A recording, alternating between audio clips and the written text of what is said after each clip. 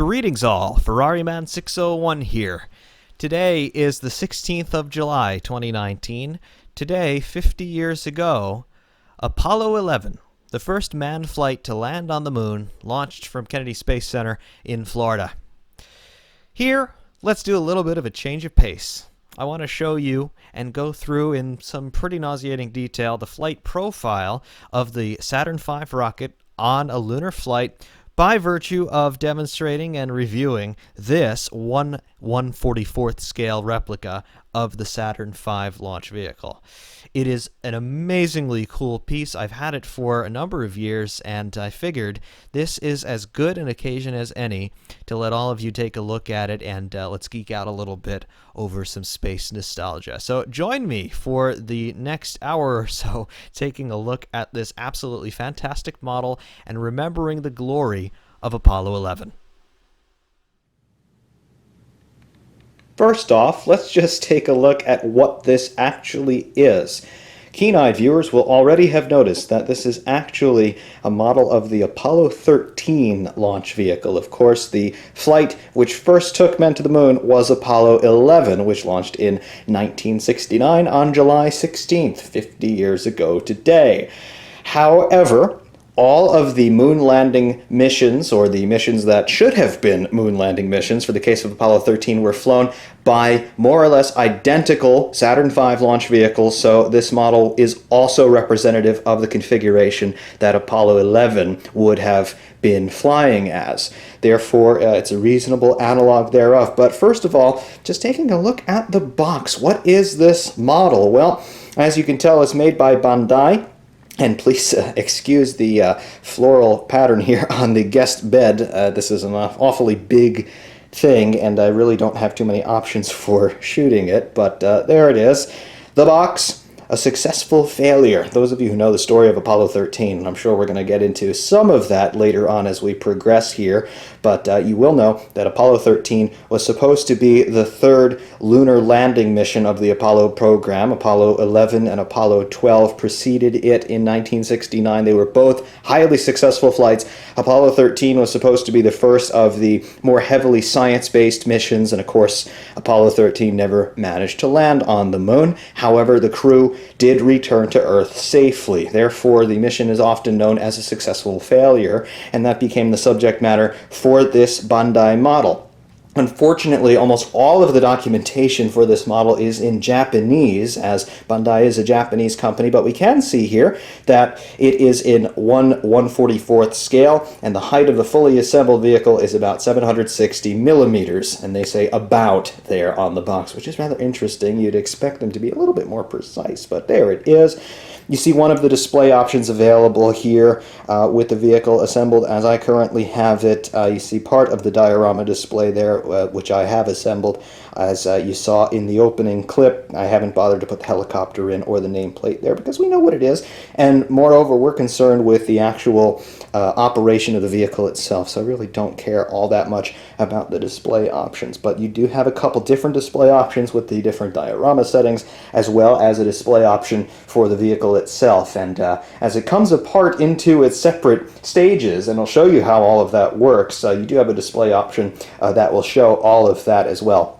So that is pretty cool. But that's the box for this absolutely immense bit of kit, and yeah, it's pretty cool. Before we get too carried away here, a very general overview of the Saturn V and what it was and why this thing was built in the first place.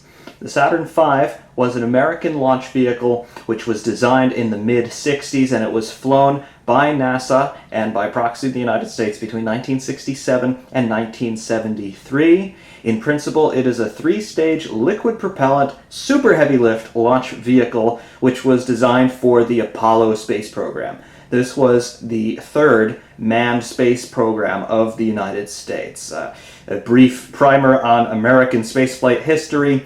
The United States entered the space race in 1961 with the Mercury program. This was the first program flown by the United States which had as its primary objective to put a man into space and return him to the Earth alive. Project Mercury lasted with manned flights from 1961 to 1963. That was immediately followed up by the Gemini program, or the Gemini program, a couple different pronunciations there. I prefer Gemini, actually. But that was a program which was designed not only to have people survive flying in space, but how do we work in space? How do we fly in space? If, ultimately, we want to go to the moon, and that was the ultimate goal of the American space program of this era, President Kennedy had challenged the nation to land a man on the moon and return him to Earth safely by the end of the 1960s. Project Mercury lasting for 3 years from 61 to 63. Project Gemini followed from 1964 to 1965, 1966 thereabouts. And the goal of Project Gemini was to develop the flight techniques and the procedures that were going to be necessary to send a manned flight to the moon and ultimately to land men on the moon. From 1966 through 1973, the Apollo program was the culmination of that decade of preparation. Apollo had as its goal to take men to the moon, have them land there, have them return samples and do some science and plant a flag or two there, and then, of course, return safely to the Earth. That was the zenith of not only American expertise and American achievement, but in my opinion, the Apollo program was the greatest achievement in the history of the world. Because, and I don't mean to sugarcoat this at all or to exaggerate this, but for the first and still only time in all of known history, human beings left the Earth and went to another world. The ground that they stood on when they landed on the moon was someplace that no one had ever been before, and 50 years on, no one has ever returned. Every single human being who was alive at the time, or had been deceased at the time, or was still not born, that is an experience that no other people, other than the 12 men who actually walked on the moon in the Apollo program, nobody else can share that experience with the men who did that. So that's a pretty profound thing to achieve, and that is what happened with the Apollo program. Anyway, this, the Saturn V, was the launch vehicle that enabled all of that to happen, and you can see here, we mentioned the overall height of this assembled vehicle, at least there on the box. It's pretty large. It's 760 millimeters tall here as a model. The actual vehicle, when fully assembled, sitting there on the launch pad, and unfortunately the launch pad structure is not actually represented here, but it was a pretty intricate structure in its own right. The fully assembled vehicle was 363 feet tall, or 110.6 meters in the rest of the world's money. At its widest point, it was 33 feet in diameter down here on the first stage of the launch vehicle. That is 10.1 meters in diameter. Fully assembled and fully fueled, ready to fly, it weighed 6,540,000 pounds, or 2,970,000 kilograms. It held a lot of fuel on board. It was powered by liquid oxygen and kerosene, or rocket propellant, RP-1 in the first stage, and then the subsequent stages used a mixture of liquid oxygen and liquid hydrogen fuels. Cryogenic fuels, of course, super chilled, with a lot of impulse power in there to make those engines run as efficiently and as powerfully as possible. The Saturn V had a payload capacity to low Earth orbit of 310,000 pounds, or 140,000 kilograms. That is assuming a 90 nautical mile high orbit at a 30-degree equatorial inclination. That's 170 kilometers for those of you measuring in the rest of the world's dollars. Payload to the lunar vicinity of the Saturn V was 107,100 pounds, or 48,600 kilograms. So think about the sheer mass of material that this rocket had the capacity of sending really far away. Putting something into orbit, 310,000 pounds. That's immensely heavy for something that's going to fly. And to be able to send 107,000 pounds to the moon, we're talking about a lot of power here. Like unfathomable amounts of power here. The first stage alone accounted for 5,040,000 pounds of the total mass of the entire stack put together. It was powered, and we'll look at this in more detail later, it was powered by 5 Rocketdyne F1 engines. Coincidentally, these engines were known as the F1 in their specification. They produced at sea level 7,891,000 pound-feet of overall thrust. That's 35,100 kilonewtons of thrust at sea level. They had a specific impulse of 263 seconds, and they burned for 168 seconds on a nominal flight. And these engines down here, these are the ones lowest down on the vehicle, they were powered by that RP1 and liquid oxygen fuel mixture. Basically, kerosene is what RP1 was. The second stage on the launch vehicle, that is higher up, right in the vicinity of here, is where the first and second stages mate on the assembled launch vehicle, and this is the second stage of the booster. The second stage, it was 81.5 feet long, or 24.8 meters. It had a diameter, as well as the first stage, of 33 feet, or 10.1 meters. The second stage weighed, as an empty mass, 88,400 pounds. The gross mass with propellant was 1,093,000 pounds. It had 5 engines as well, but they were smaller. They were the Rocketdyne J2 engines, a variant of which is still flown today, I might add. They produced 1,155,800 pounds of thrust there at sea level. Incredible power in this second stage as well. The second stage could well be the first stage of several other rockets as well. It never was flown as such, but it had enough power to take something out of the atmosphere as well, although the second stage more or less only flew in space. It burned for 360 seconds, and it ran on liquid hydrogen and liquid oxygen for its engine power. The third stage, the highest booster stage on the launch vehicle here, this was the smallest rocket stage, but arguably the most important of the whole stack, because it was this engine here that needed to send the Saturn V and the Apollo spacecraft from the relative safety of Earth orbit over on a translunar trajectory. So the third stage engine, it was just a single J2 engine, very similar to the ones on the second stage, but it was a single engine rather than there being 5 of them.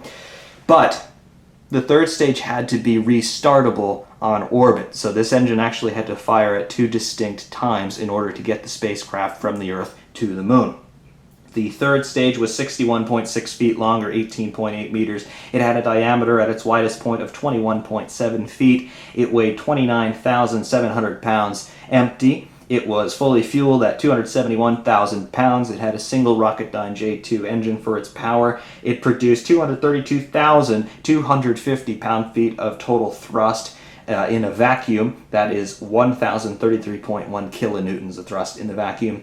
It had a specific impulse of 421 seconds. The burn time was 165 seconds for its initial burn to place the spacecraft into Earth orbit, and then it burned for a further 335 seconds or so on a nominal flight to the Moon. So the engine, of course, had to be restartable so that the spacecraft could go from Earth orbit to the Moon. And the third stage also burned liquid hydrogen and liquid oxygen, much like the second stage.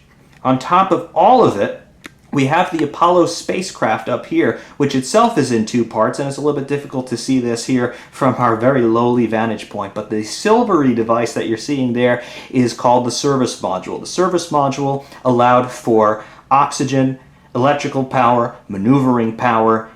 It has its own main engine that would serve to send the spacecraft back to Earth after it had been in lunar orbit. It also has these maneuvering engines on the sides here, which we'll get into a little bit later. On top of the service module, and a little bit out of sight just from our angle here, is the command module, where the astronauts actually would be for the majority of the flight. And on top of all of that is another rocket that is a launch escape system. In the event that something went wrong with the booster, this device had the capacity to pull the command module with the astronauts in it away from the booster so that they would have a chance of surviving a catastrophic failure during the first couple of minutes of flight, on the first stage rather, down here. So this is a very complicated vehicle, and again, that is about as brief an overview as I could possibly give you of this thing. There are literally millions of individual parts that went into the construction of a single Saturn V vehicle. There were 13 of these flown in total. It is one of very few rocket series in all of history to have a perfect service record. There was never a complete failure of a Saturn V. There were two partial failures you can consider. Apollo 4, which was the first flight of the Saturn V. It was unmanned. There was a problem with one of the second stage engines on that flight, but the flight still managed to achieve its goals. Similar situation for Apollo 6.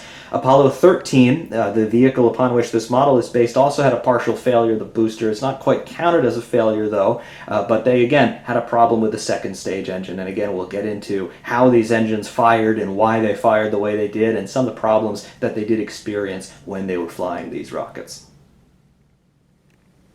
Generally, how we're going to proceed with this is thus.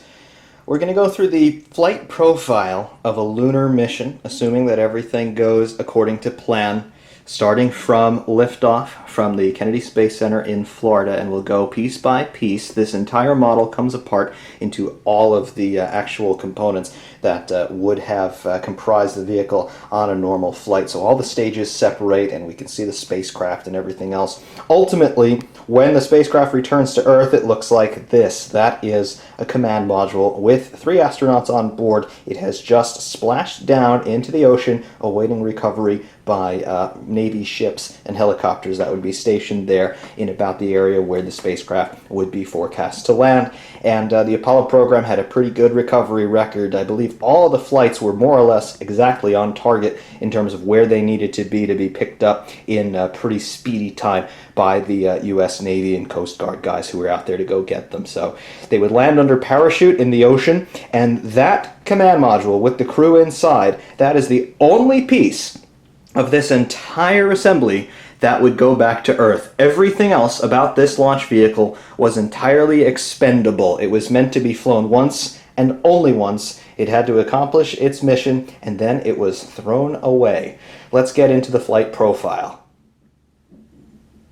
So now, some apologies are in order because there's no way I can possibly fit this whole thing into the frame and manipulate it at the same time. This is a one-man show, I do beg you all to keep in mind. However, liftoff would occur. The launch sequence and the launch preparation for a vehicle like this was a pretty involved and delicate process.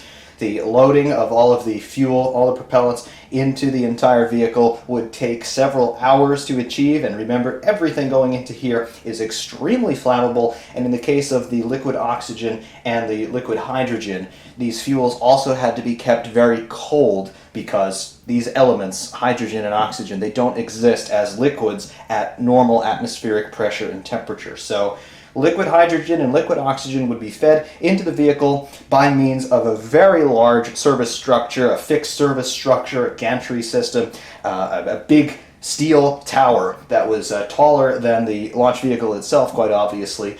All of the electrical support from the ground, all of the propellant loading, all of the instrumentation, and of course the crew would be entering the launch vehicle there up at the top in the command module like we showed you earlier. At about 8 seconds before launch, the 5 engines here on the first stage would ignite.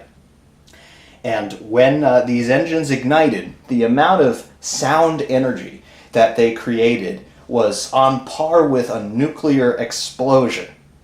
That's how powerful these things were. The only louder events known to have occurred within the human realm of history are the detonations of nuclear weapons and the 1883 volcanic eruption of Krakatoa. So when these 5 engines all burst to life, and they truly did burst to life, in order to ignite these engines, there were special cartridges that were loaded inside the turbopump assembly of these engines to get pumps spinning fast enough to send fuel into all 5 of these engines at the rate of 23 or so tons per second is how quickly these engines consume fuel to generate all that power. The shock waves that they produced on liftoff were equivalent to a 5.0 Richter scale earthquake at the launch pad.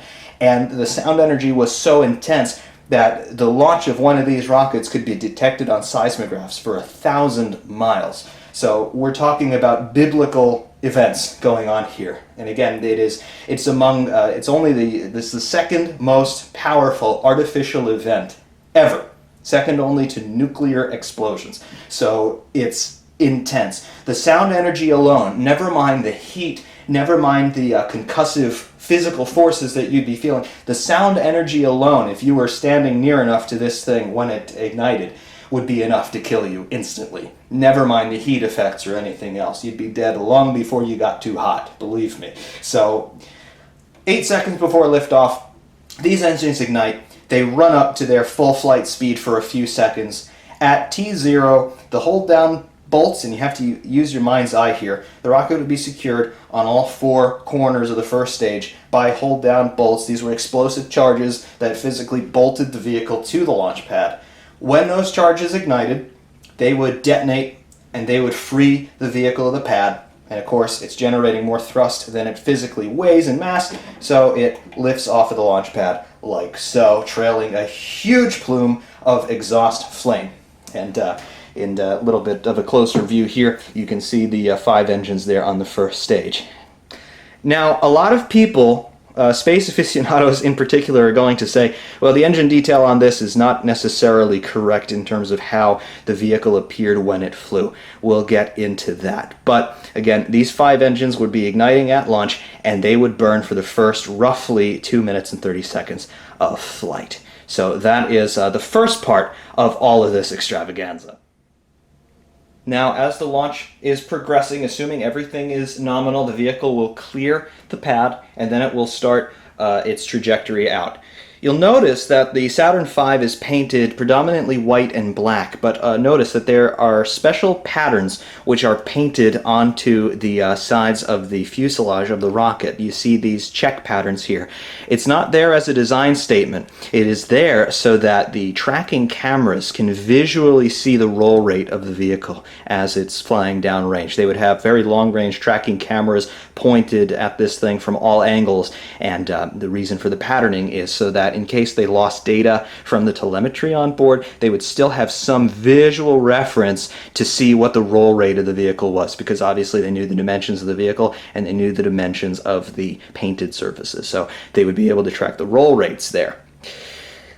About 2.5 minutes into the flight, we are about 40 miles high and we're traveling at around 3,300 miles per hour.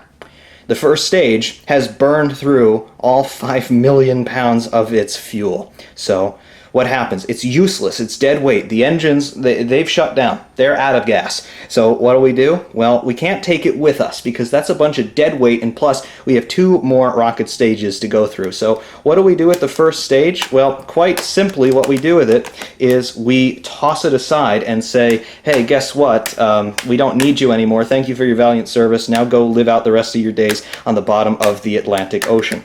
And that is exactly what they did with this. Having a little trouble doing this here in real time, but what would then occur is, there we go, the first stage would be separated from the second stage with explosive bolts, and then the second stage, the 5 engines of which we'll take a closer look at later on, are here. They would ignite and they would continue to propel the vehicle uphill. So this whole first stage assembly, it burned for just about 2.5 minutes, ran out of gas, and then we literally just, hey, throw it away. And later on, much later on, decades later on, there was an expedition that was funded by the founder of Amazon, Jeff Bezos, to go and try and recover some of the first stages of the Saturn Vs. And he was actually successful in recovering some of the engines from Apollo 11, which was the flight to the moon, the first flight to the moon, as well as Apollo 12, and I believe Apollo 16. As well. Those were all flights to the moon. So those engines and the whole first stage assembly was just left to rot at the bottom of the ocean after only burning for 2.5 minutes or so. So the vehicle now is a lot smaller. We're just dealing with the second stage. And those 5 engines of the second stage are underneath here. And there we go. So you can see the power that we have now. Now, this section is actually just empty space as well. This is a skirt. This was there just to provide separation from the first and second stages so the engines didn't run into each other, and also there were some smaller rocket motors, solid propellant rockets in here. They're called ullage motors, and what they did was at stage separation they would fire, which would start to push the vehicle away from the first stage just in case the first stage was still generating a little bit of thrust. They didn't want the stages to crash into each other. That would be a disaster. faster. So there were rockets in this aft skirt here, this interstage, just to provide a little bit of separation. And also there were cameras on some flights that were installed in this interstage ring. After those separation rockets had fired and the second stage engines had ignited, this ring would then also fall away, as you see here. Now we can very clearly see the engines of the second stage. And this interstage ring, here it is. And this would also have a very similar fate to the first stage. It would just drop into the Atlantic Ocean, never to be seen again. Well, again, we will take a much closer look at all the component parts of this in due course, appreciating this for the sake of being a model. The second stage would then burn for about another 5-6 minutes. And this would do most of the work of putting the spacecraft into its preliminary orbit around the Earth. So these are the 5 J2 engines arranged in that same quincunx pattern that we also saw in the first stage, but much smaller engines. And again, they were mostly only firing in space. The established boundary of space nowadays, the Kármán line, is 62 miles or 100 kilometers. The second stage would ignite at about 40 miles high. So a little bit of atmospheric flight going on for the second stage, but really they're so high in the atmosphere at this point that these engines are only designed to fire in a vacuum. So that's where they're most efficient. At the same time, you will notice the launch escape system that we talked about earlier is still on top of the vehicle. This is, again, there to provide the astronauts a way to eject from the booster in the event of a catastrophic failure. Let's say this thing is just starting its pitch over and they lose the guidance system, or there's a fire in one of the engines. Something is causing the vehicle to start falling out of the sky. This launch escape system would have the capacity to pull the entire command module. We're getting ahead of ourselves here. It would have the capacity to pull the entire command module away from the booster so that these astronauts might have a fighting chance of living to tell about their ordeal. Fortunately, this system never had to be used in reality. So, when the first stage had separated, this was just fired off the top of the vehicle like so, and then it would also eventually burn up in the atmosphere, most likely, because the downrange speed that the vehicle had by this point was well in excess of 4,000 miles an hour. So when this relatively light structure fell back into the atmosphere, it would just burn up due to the friction from running into the air molecules there. And that's going to be important later on, so keep a note of that. So the vehicle would fly now in this configuration. In the event of a failure on the second stage or third stage of flight, the whole spacecraft then, the service module and the command module, had the capacity to separate from the vehicle and do its own retrograde burn, that is against the direction of travel, and then re-enter into the atmosphere more or less nominally as they would be planning to do much later on anyway. So once the second stage is done firing, the vehicle is now flying more or less on a trajectory that takes it level with the horizon.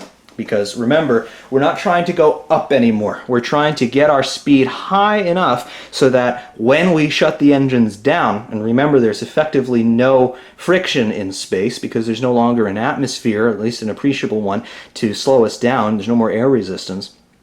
We hope that as Earth's gravity starts to pull our spacecraft back down, we fall over the horizon of the Earth. And that, in more or less layman's terms, is what an orbit is. You're in free fall, which is why objects and people in orbit experience weightlessness, or microgravity is what they call it, but your free fall has enough longitudinal momentum to exceed the atmospheric limits of the Earth all around. So basically you're falling around the Earth. So you're flying more or less level to the horizon. These engines are firing for all they're worth. They run out of gas at some point, and then hey, guess what? It's time to ditch the second stage. So much like the first stage, we separate, and the second stage, now it has a much higher bit of downrange velocity, but it eventually does re-enter the atmosphere, and then it ends up crashing or more or less burning up in the atmosphere over the Indian Ocean or so. So remember, we've flown from Florida, Cape Canaveral on the east coast of Florida, and already about 8 minutes into the flight, the second stage, now just falling under gravity back to Earth, it has enough momentum to go from Florida to the Indian Ocean. So we've got a lot of speed. By the time the second stage separates, the vehicle is doing about 15,000 miles per hour. And most of that is now longitudinal downrange velocity relative to the Kennedy Space Center in Florida. So we're basically in orbit. The third stage, there's the engine on the third stage. It is a J2 engine, just like the engines on the second stage, but there's just one of them here. And this one was a little different because it had to be restartable as well. Also, the design decision to go with a single engine rather than multiple was just for reliability. If you can only restart one engine, then only restart one engine. You start adding more engines and you add unnecessary complexity. So the vehicle would achieve orbit. The third stage engine would shut down for the first time. And then for a couple of hours, about 2-3 hours, the vehicle would complete 3 or 4 orbits of the Earth in this configuration right here as we see it. And the crew would be communicating with the ground, going through their checks, making sure that launch went okay. They would check out the entire spacecraft. They'd make sure that everything is all right. And then once they got the final go-ahead from mission control, they would light this third stage engine once again at a predetermined point, and then they would be sent off on their more or less ballistic trajectory to the moon. They would achieve enough velocity in that second burn, which itself would last about 5-6 minutes, to leave the influence of Earth's gravity. Basically, they're not leaving the influence of the Earth's gravity, at least not at this point, but what they're doing is they're giving themselves enough relative velocity relative to what would to them be a negative acceleration of the Earth's gravity of 9.8 meters per second squared to exceed that gravitational exertion of the Earth with their own velocity. So the Earth would be slowing them down for a time, of course, but they had enough momentum to overcome the influence of that. So they would, if they didn't do anything else, perpetually fly away from the Earth until they entirely left the vicinity of the Earth-Moon system, and then they would fall into an orbit around the Sun, becoming a little planet all of their own. Thankfully, that never happened to any of the Apollo flights, but they did actually happen to a couple of these third stages here. So interesting, and of course that was all done intentionally. After the burn to send them to the moon, which was called TLI, or translunar injection, there was a lot of work to do for these astronauts, and the first bit of that work involved the third stage itself. Now, going back to our configuration, we're flying away from the Earth. We have achieved escape velocity, so we're now going fast enough not to be pulled back down when we shut our engines off. So we're going somewhere, and we're going somewhere in a hurry. We're an unstoppable force. Isaac Newton is in the driver's seat. So you might be wondering, well, how does this rather clunky-looking spacecraft, I mean, yeah, it's all sleek and whatnot for, flying straight, but how does this thing slow down and land on the moon? Well, in short, it doesn't. There is a completely separate spacecraft, which is also included with every launch of the Saturn V, provided that we want to land on the moon, and that is actually inside the third stage. This is how that worked. The spacecraft, the Apollo service module, the command service module assembly, as we see on top of the third stage, is this: the conical command module and then the cylindrical service module here. As we mentioned before, the service module has most of the power for their maneuvering and all of the power for their life support as far as it's concerned for the lunar flight. So we need to get this off of the rocket. So how do we do that? Well, just like this. Explosive bolts would blow, and then the Apollo and service module, the command and service module assembly, would look like this. I'm having to hold it awkwardly here because the command module doesn't really stay on top of the service module without some help. But there it is. You can see that the service module has its own engine. That is called the SPS, the Service Propulsion System. And again, a variant of this engine is still used today on satellites. So a very reliable engine. It ran on cryogenic propellants. I believe the whole process of igniting this engine was simply the opening of 2 valves. It ran on propellants that could ignite the moment that they touched each other. They were that volatile, and they did that for reliability. You didn't want pumps, and you didn't want extraneous systems that could break, because this engine here was absolutely critical to getting these guys both to the moon and back home. So if this thing failed, they were stuck either flying out on an endless straight line away from the Earth forever, or they would be stuck in orbit around the moon. So this engine had to work, and it did, very thankfully, on all but one Apollo flight. The command module, the astronauts are in there, 3 of them. It looks small, but it's actually somewhat spacious, all things considered. They had multiple levels in there that they could float around in. Remember, you're not encumbered by gravity, so there's no up or down. Your orientation doesn't really matter in space. So it's not a huge space, but they had enough room. There was an equipment bay that was largely an open space, so the guys could spread out a little bit. They had their cooking and toileting facilities, all of that in there. Nothing great, nothing that you'd really want to live in if you have a choice, but it worked for about a week or so for the duration of a lunar flight. And I mean, if you're going to the moon, I think you're willing to make some sacrifices. So that's what they did. Now, keep that in mind, because inside the 3rd stage of the Saturn V, remember, it's still flying with us, we have, in this upper section, this was called the adapter section, and you'll see why in a moment, this all pops open. And this would all be blown open with explosive bolts, but inside you can see that we have a little friend.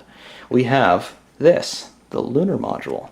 This is the spacecraft that would land on the moon. Now, the lunar module has its own engines, its own life support systems, and it has enough resources to provide life support for 2 men for initially 2 days, and then it went up, I believe, to 3 or 4 days. But it has all the power and water and maneuvering that it needs to execute a landing on the moon and then a return to lunar orbit to rendezvous with the command and service module. Now, 2 men would go inside the lunar module for a lunar landing, and 1 would stay behind in the command module. The ways in which the crews were allocated on Apollo, pretty simple. You have a mission commander, who is the captain of the ship, if you will. He is the ultimate authority while you're in space. You have a lunar module pilot. His specialty was the operation of the lunar module, and the lunar module pilot would fly the lunar module during normal operations in the descent to the moon and then the ascent from the moon. He would be joined in the lunar module by the commander.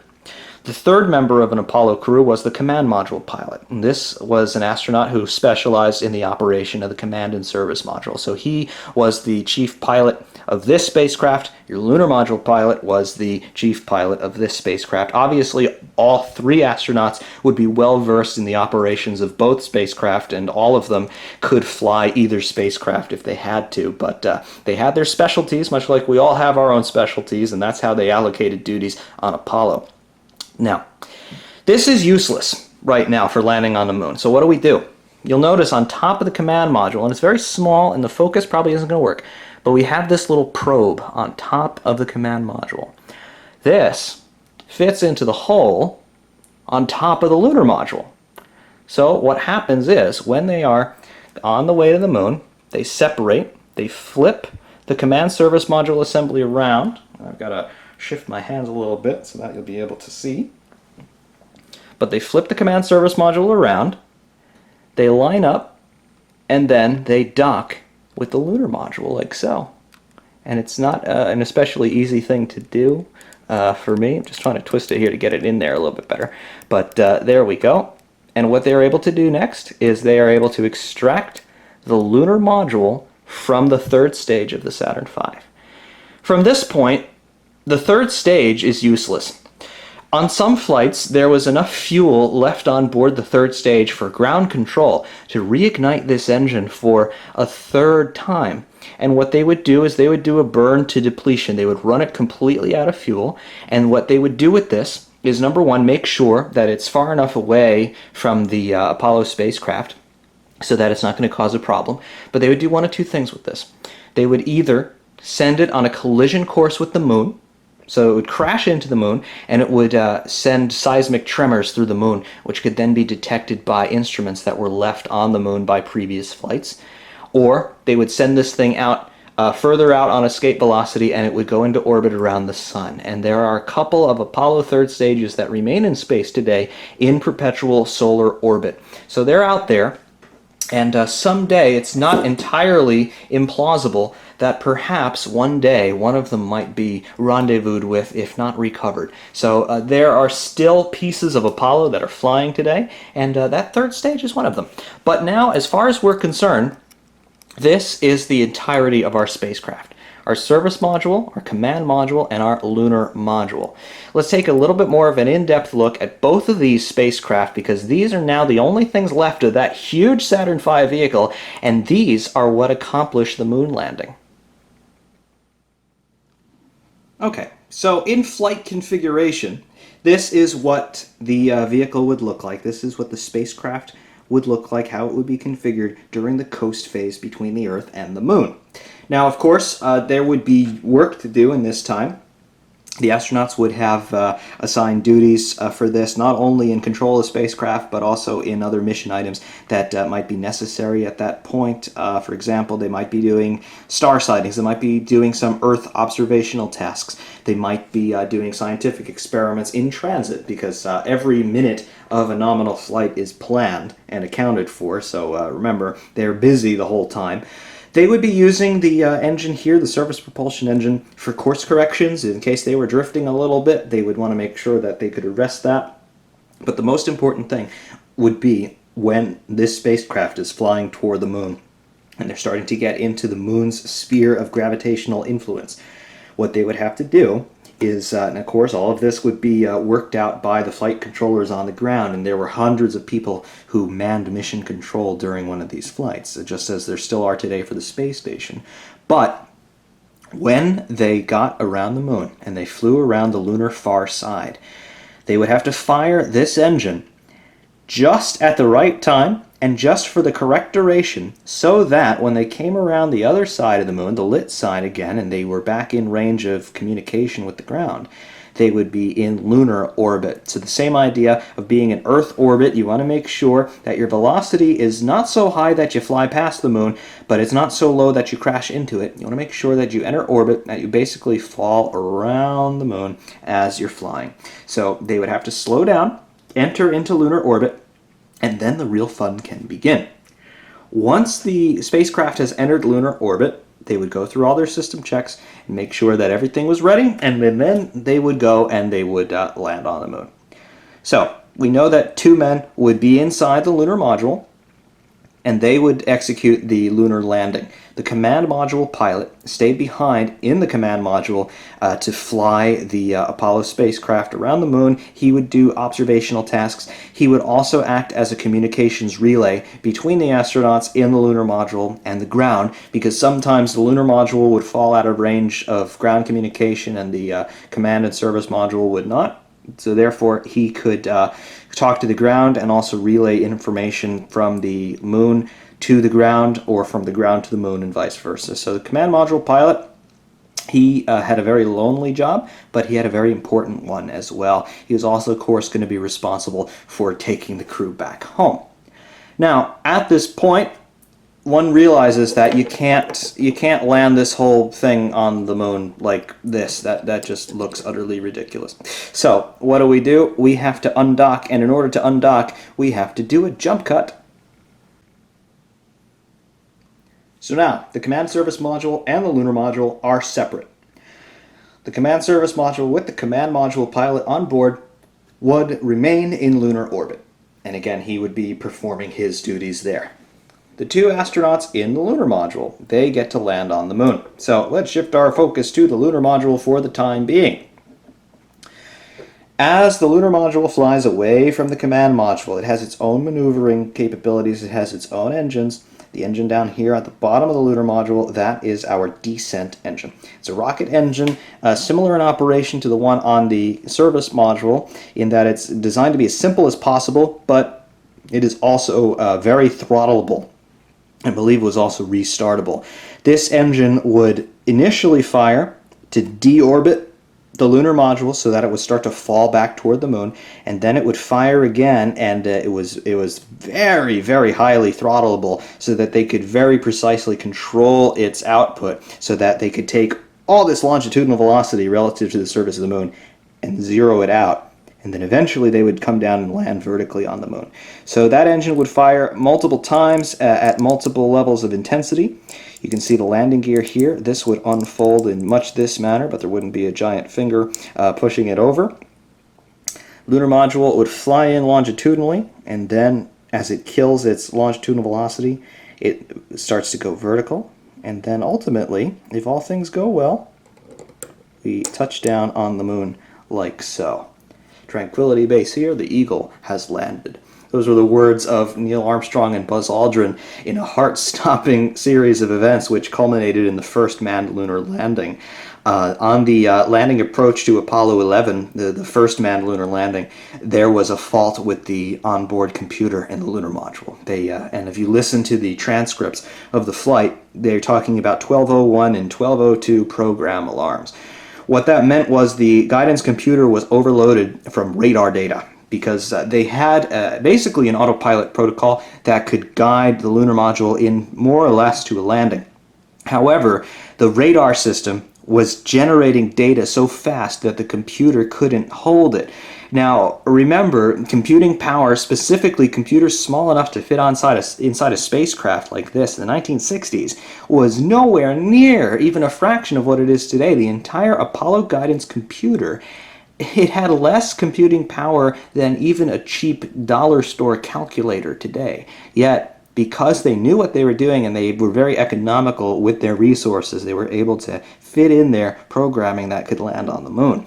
However, for Apollo 11, the computer was overloaded. So what Neil Armstrong and Buzz Aldrin had to do was take control from the computer and scout out an area on the moon that wasn't a crater or loaded with boulders and set this thing down. Meanwhile, they're running out of fuel.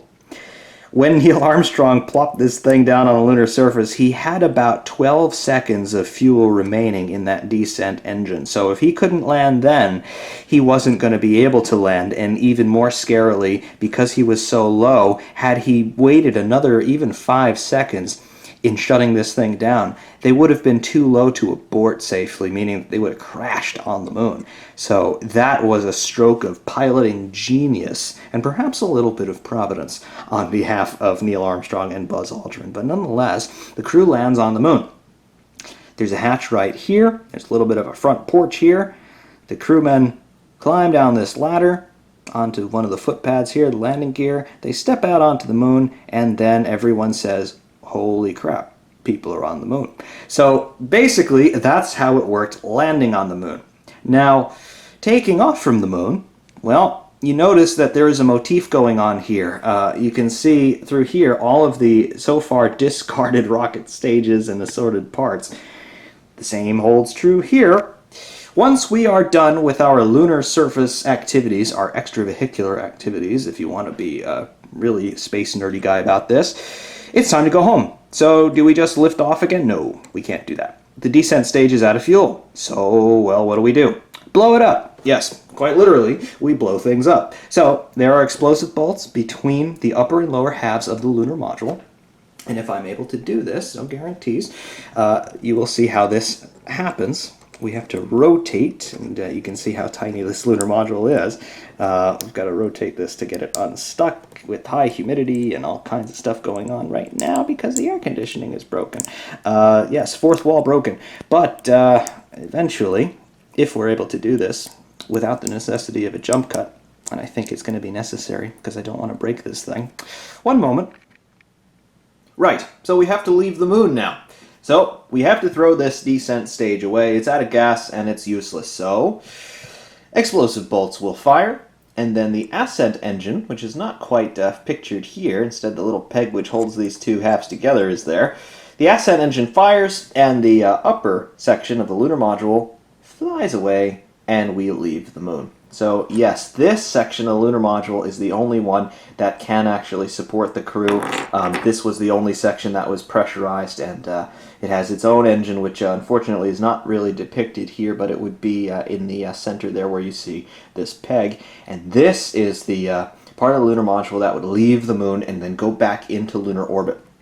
The descent stages of the lunar modules, all those that landed on the moon, are still to this day on the moon.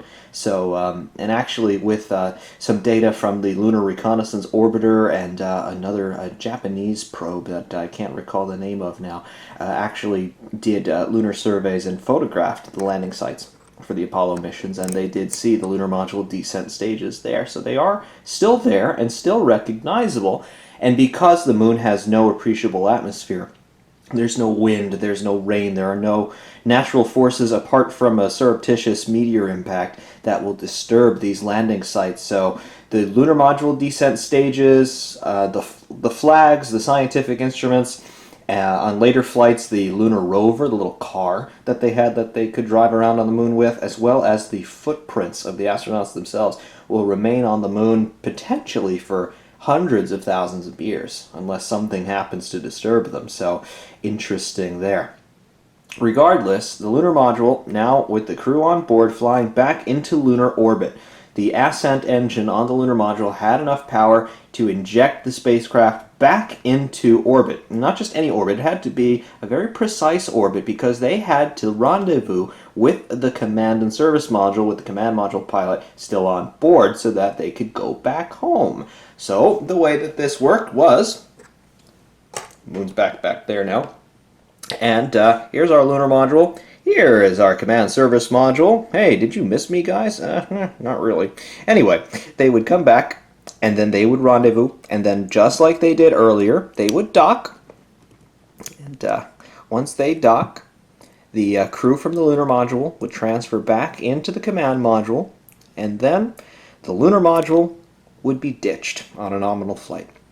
So the lunar module would be left in lunar orbit for a time. Eventually, because it's a reasonably low mass, the orbit would decay and then it would eventually crash into the moon. So again, lunar module, the only spacecraft ever designed exclusively for flight in space. This is probably the most unaerodynamic shape you could think of, but it doesn't have to be aerodynamic because it's never flying in an atmosphere. So this lunar module has the only distinction of being the only spacecraft that was designed exclusively for flight in space. It never had to fly in an atmosphere. And it is also, to this day, the only manned spacecraft that did not have the capacity to get the crew back to Earth. So when those astronauts went into the lunar module to do a moon landing, they were effectively signing their own death warrants, as if riding that gigantic booster into orbit the initial time wasn't enough. They knew that if anything happened to this lunar module, they were not going home.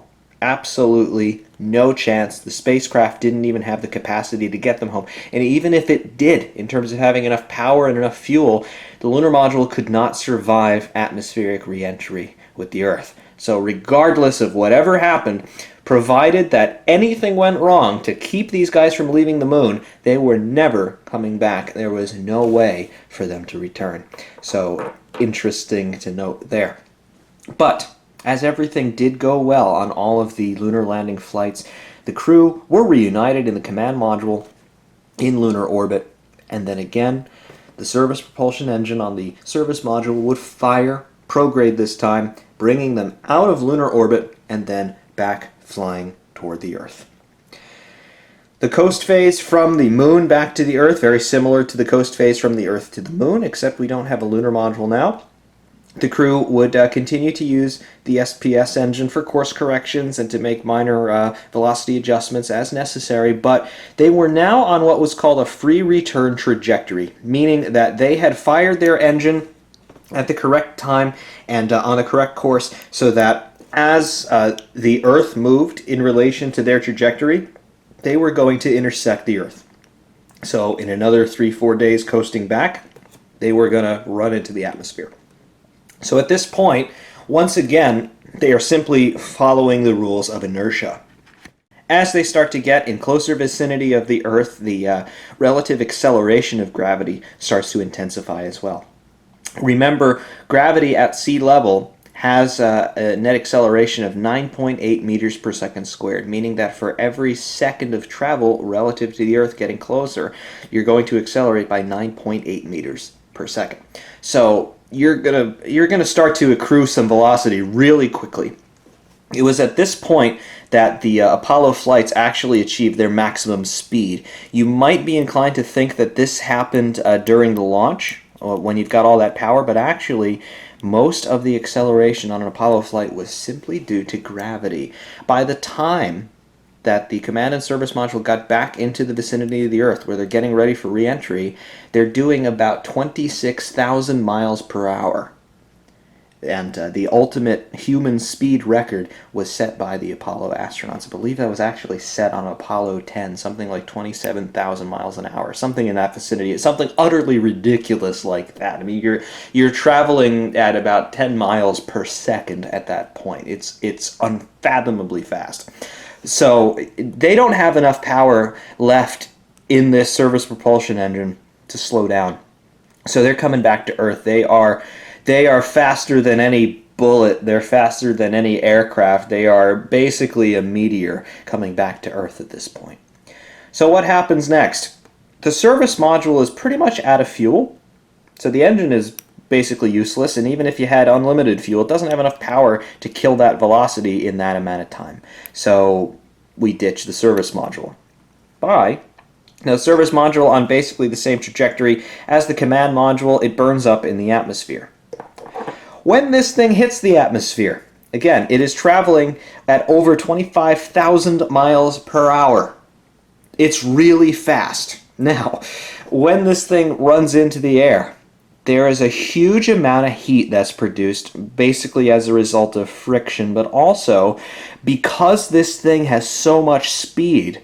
When it hits the air, it rips the air molecules apart. It physically separates the molecule of diatomic O2. So the oxygen in the atmosphere is physically destroyed by the shock that is created when this command module hits it. So this creates temperatures in excess of 4,000 degrees Fahrenheit. So it's ridiculously hot. It is almost as hot as the surface of the sun. So obviously these temperatures and these forces would destroy pretty much anything. So what do they do about that? We can't slow down. We don't have enough power to do that. And now we don't even really have any engines anymore. The command module has its own oxygen supply to support the crew for a relatively short time. It also has its own engines here for maneuvering. They're very small, but these small RCS, reaction control system thrusters, just to help maintain its attitude. So they had pitch, yaw, and roll control, but they didn't have any translational authority really with this.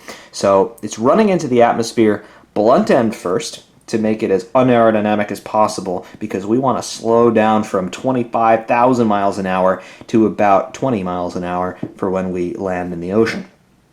So on the bottom of this command module was a heat shield. This was an ablative material, I believe made out of carbon and carbon derivative materials, that was designed to burn away as the command module is screaming through the atmosphere, basically just like a meteor. And what this did, as it burned away, was it took heat away from the command module. So that was very important because, again, as you're screaming through the atmosphere, you're generating heat that's pretty much the same temperature as the sun. So you don't want that getting into the cabin. So this material burns away, and it maintains structural integrity of the command module, keeping the crew safe.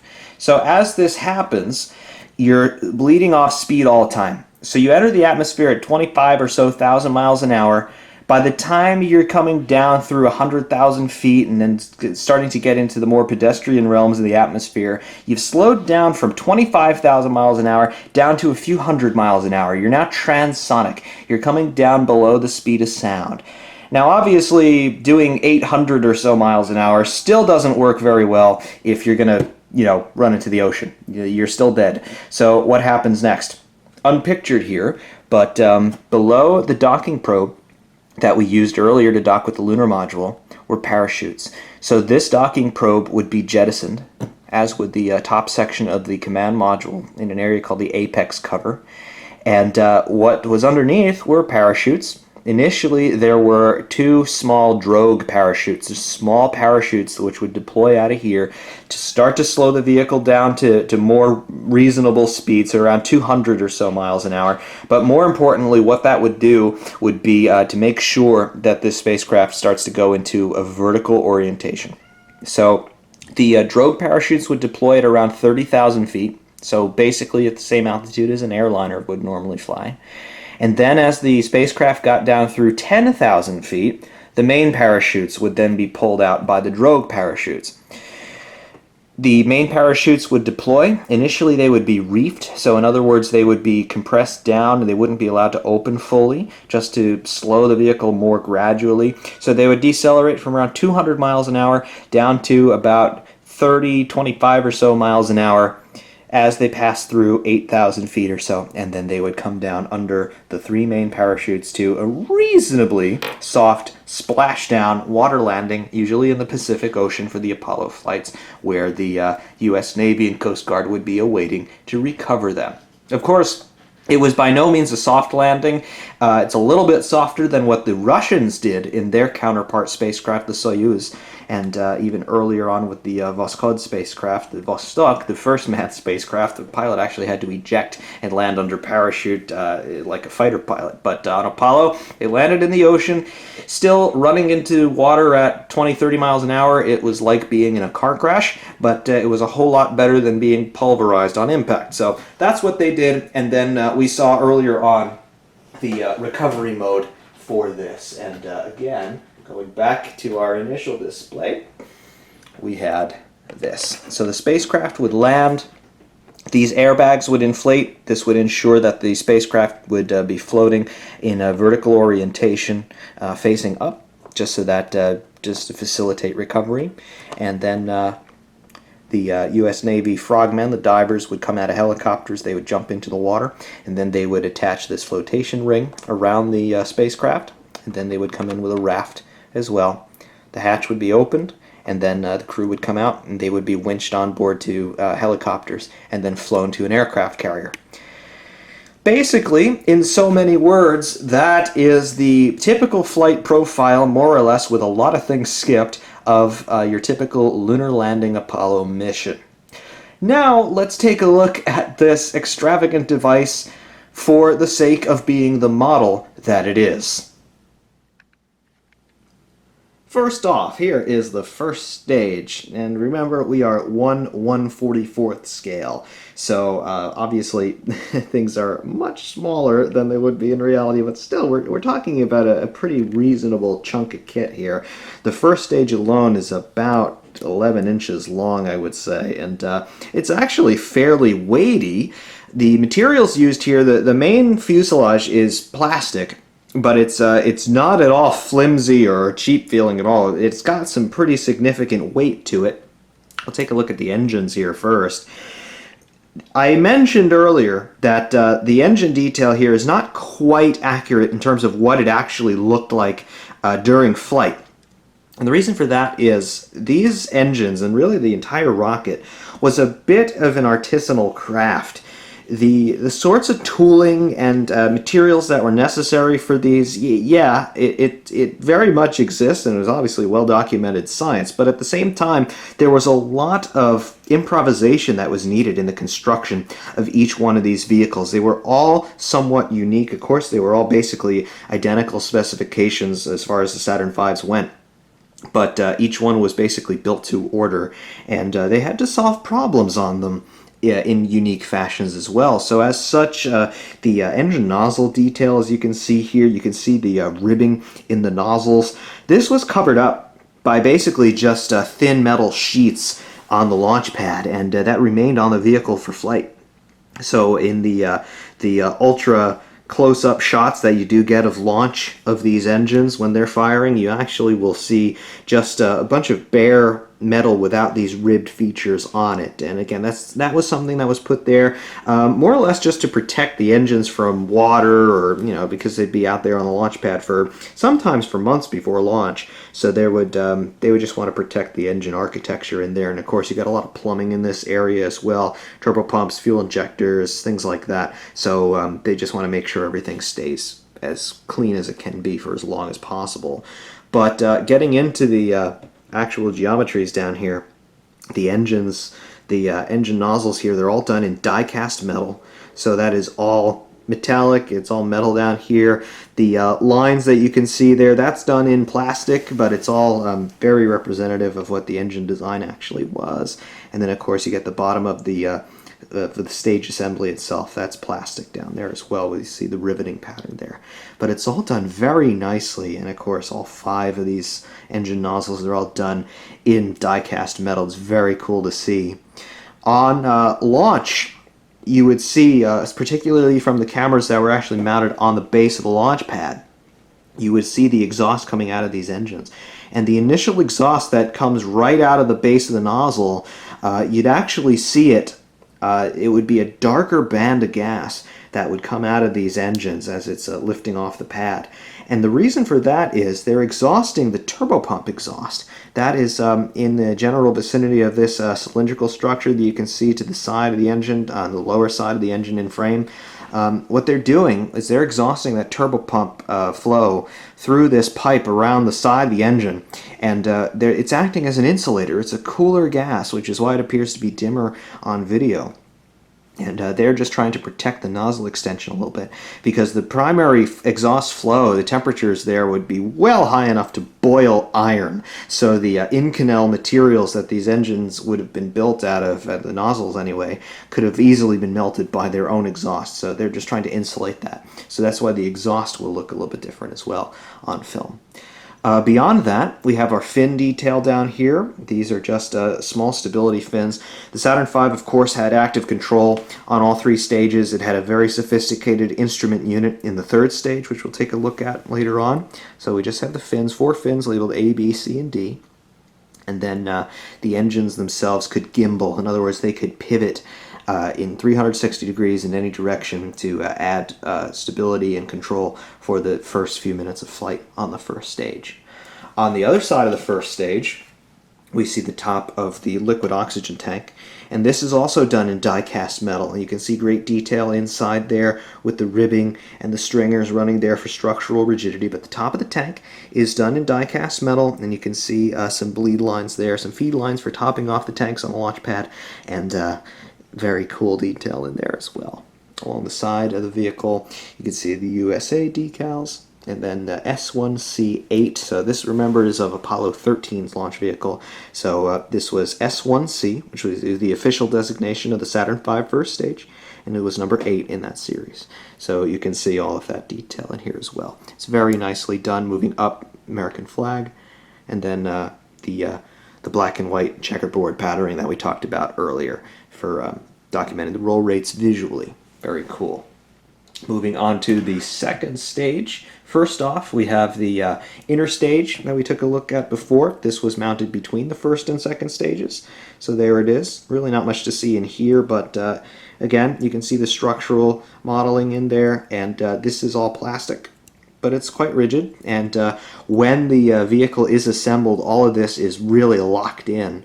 You can see this is the side of the inner stage that would interface with the 1st stage. You can see that we have these tabs here on this side, and then on this side is a slightly larger tab.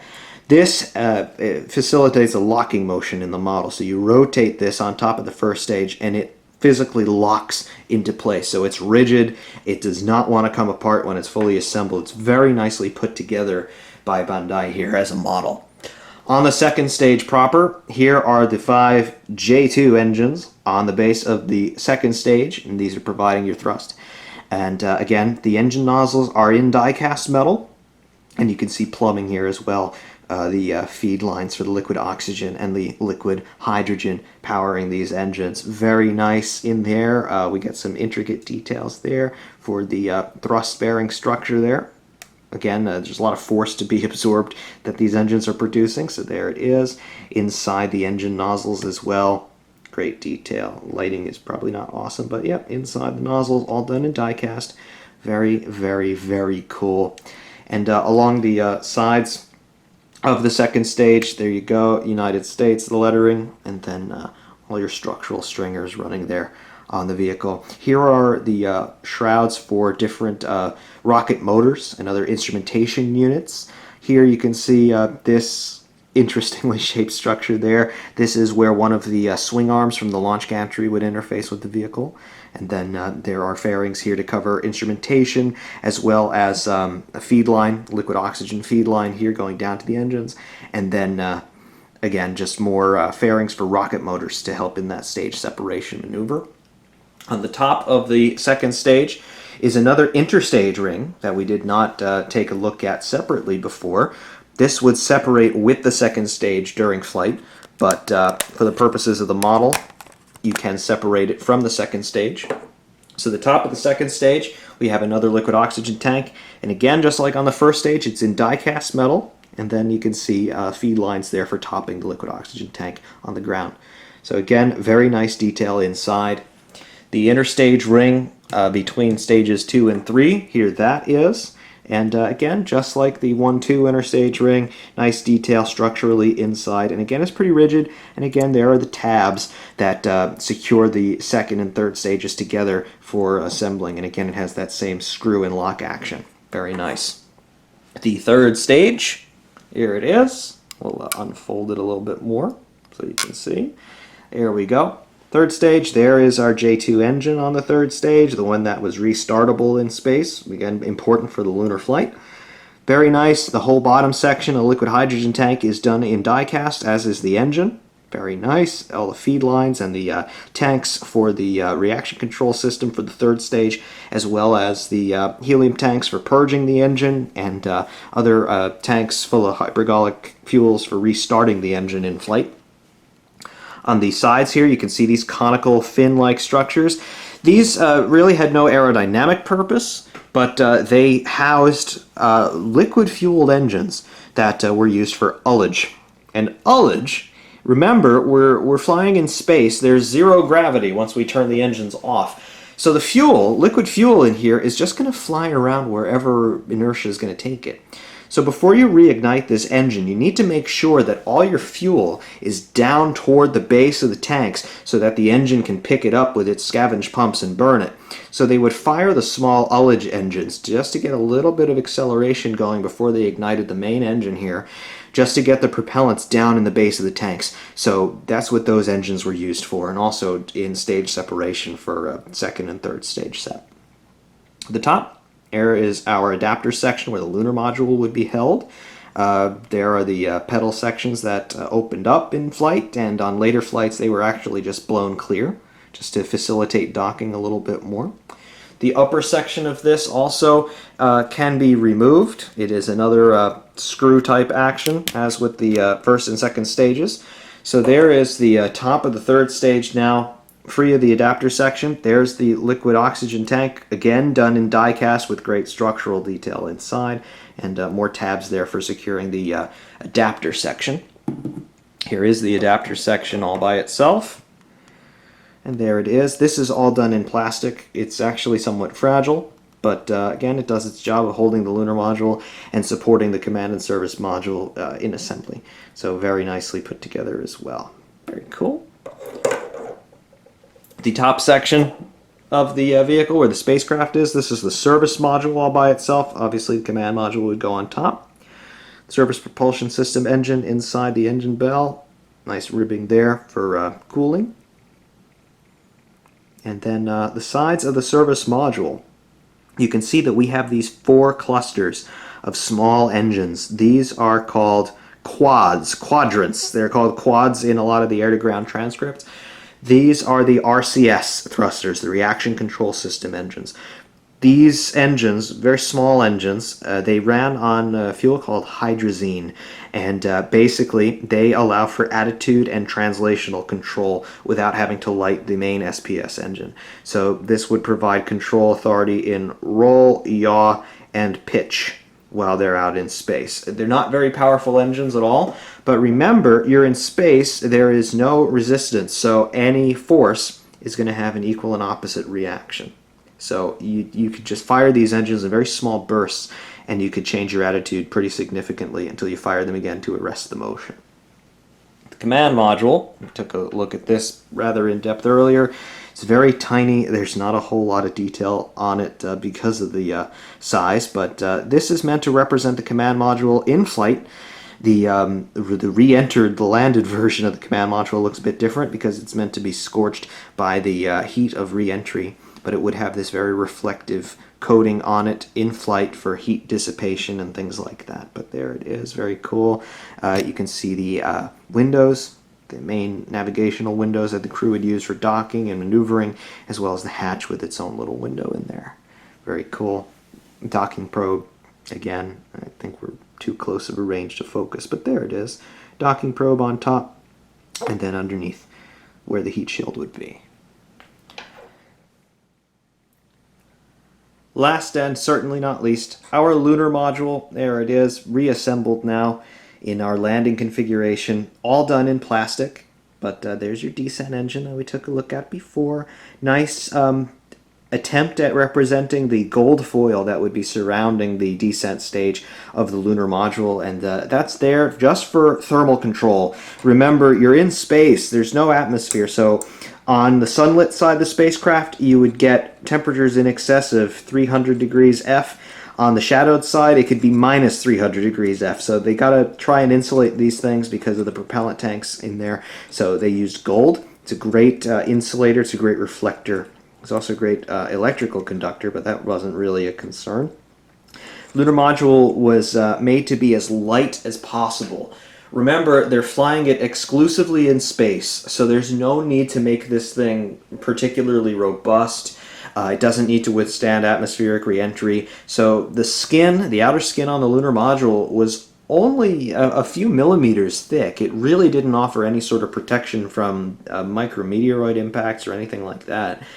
Everything about the lunar module was designed to save weight and maximize the capacity of fuel because, again, it was absolutely critical that they get as much lift capacity as they could so that they could control this thing and get it on the moon.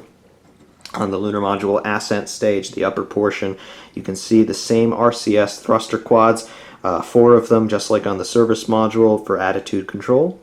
Then, of course, your main maneuvering for descent would be done with the descent engine there, and then the ascent engine, as we saw earlier, not really pictured, but that engine was probably the most important one of the whole flight, because that engine absolutely had to work. If it didn't light, the crew was never going home. So the ascent engine was one of the most simple and beautiful designs in all of engineering history. It didn't require pumps. It didn't require igniters. It just had pressurized tanks of Aerozine 50, and then I think there was monomethylhydrazine was the other propellant in there. Or no, it was nitrogen tetroxide was the oxidizer, and Aerozine 50 was it was a hydrazine-based propellant for the main propellant, and then nitrogen tetroxide oxidizer. As soon as those materials hit each other in the combustion chamber of this ascent engine, they immediately ignited, and then that would provide the thrust. So 2 pressurized tanks, all they needed to do was open 2 valves, the fuel would be sent down into the ascent engine, and then boom, it ignites. So 2 moving parts in that whole engine, and that's all it took. And thankfully it worked every single time it was needed, and every Apollo crew made it home. I mean, reliability for something that literally flew 500,000 miles round trip, for something that was able to come to a complete stop and land on the moon and then come back and bring the crew back every single time, that is amazing. This lunar module in particular on Apollo 13 was also very important for a different reason. Apollo 13, unfortunately, was the only moon landing flight that never landed on the moon because of a very serious problem that arose in the service module of Apollo 13. There was an explosion about halfway between the Earth and the moon on the trip out, and it destroyed the oxygen tanks in the service module, and it also rendered the SPS engine on the service module useless. So they couldn't use the service module for life support, nor could they use it for maneuvering. So the lunar module, remember they had it because they were intending to land on the moon, they used the lunar module system, so its life support, its electrical, its navigation, and its propulsion to save the crew. So the lunar module actually was used to perform course correction burns, as well as to bring the crew back to Earth once they slingshotted themselves around the far side of the moon. They lit the lunar module engine, got them back to Earth a little bit faster, and the resources, the consumables on board the lunar module, that basically acted as a lifeboat and saved the lives of Jack Swigert, Fred Hayes, and Jim Lovell on Apollo 13. Again, we talked about the successful failure on the box.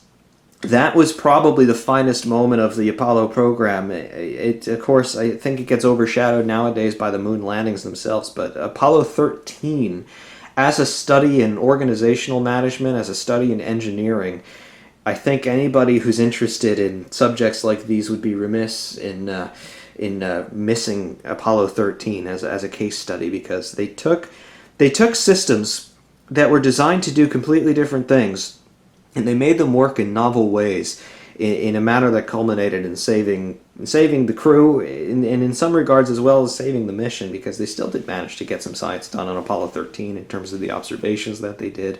And really, it was a testament to the ability for people who know what they're doing to improvise their way out of a very serious problem that honestly should have killed the crew. But they used what they had available. They used the lunar module to get them back home. They were able to improvise oxygen filters to filter carbon dioxide out of the air using materials that the crew had on board, because the cartridges that filtered the air in the command module, not entirely sure why this was done, but undoubtedly it was cost savings of some sort. The CO2 scrubbers for the command module didn't work in the lunar module because they were a different shape. So what they had to do was retrofit the scrubbers from the command module to work in the lunar module, and they were able to do it just using some duct tape and spacesuit parts.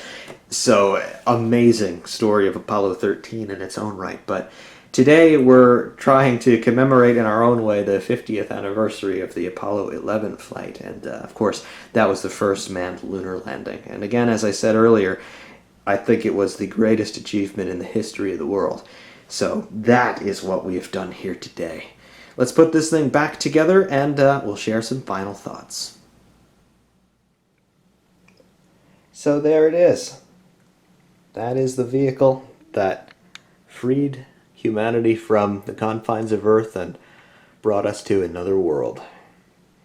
I hope sincerely that someday some band of intrepid souls will be willing to undertake a similar journey once again.